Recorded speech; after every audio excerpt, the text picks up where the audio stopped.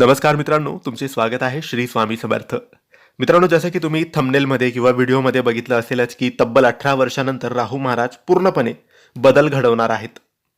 आजपासून ते थेट ऑगस्ट महिन्याच्या म्हणजे ऑगस्ट 2026 पर्यंत धनु राशीच्या लोकांसाठी हा काळ आयुष्यात मोठा बदल घडवून आणणार आहे.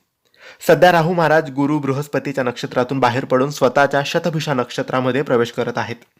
विशेष बाब म्हणजे राहू महाराज सध्या आपल्या कुंडलीतील पराक्रम भावामध्ये विराजमान आहेत, जो त्यांचा कारक भाव मानला जातो. तसेच ते आपल्या परम मित्र शनी महाराजांच्या कुंभ राशीत स्थित आहेत. या दुर्मिळ योगामुळे आजपासून ऑगस्ट 2026 पर्यंत धनु राशीच्या लोकांच्या जीवनात मोठे बदल निश्चितपणे घडून येतील.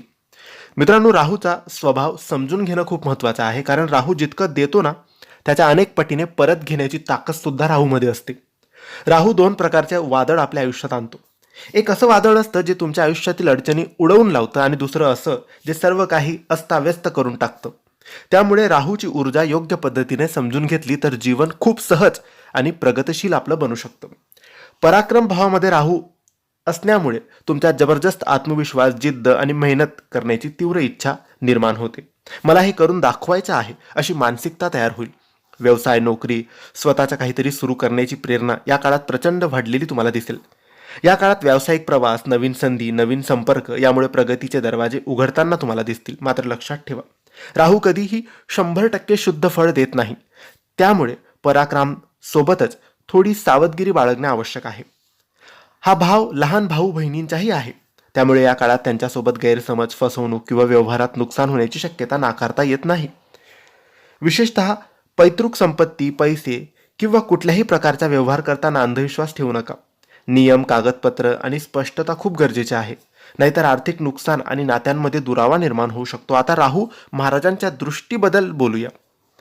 राहू 3 विशेष दृष्टी देतात: पंचम, सप्तम आणि नवम. पंचम दृष्टी सप्तम भावावर पडते. सप्तम भाव म्हणजे वैवाहिक जीवन, जोडीदार, भागीदारी आणि दैनंदिन आपला रोजगार.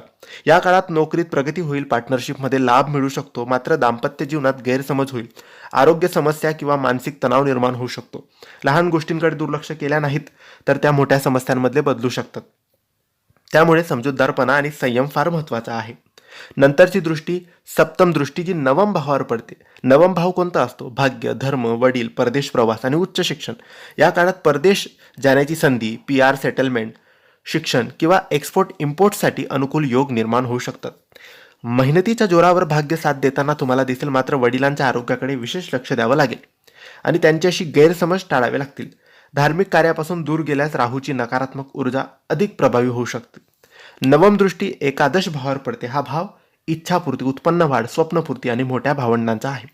घर, गाडी, परीक्षा, करिअर अशा अनेक इच्छा पूर्ण करण्याची तीव्र प्रेरणा या काळात तुम्हाला मिळेल. उत्पन्नाचे नवीन स्रोत निर्माण होतील. मात्र लहान मोठ्या आरोग्य समस्या, पोटाशी संबंधित त्रास किंवा ऋतुमानानुसार आजार तुम्हाला होऊ शकतात. तसेच मोठ्या भाऊ बहिणींशी व्यवहार करताना देखील अंधविश्वास तुम्ही टाळावा. आता एक महत्त्वाचा प्रश्न: धनु राशीच्या सर्व लोकांना राहू समान फळ देतो का? तर शास्त्र काय सांगतं? नाही. राहूचा परिणाम तुमच्या कुंडलीतील स्थानावर अवलंबून असतो.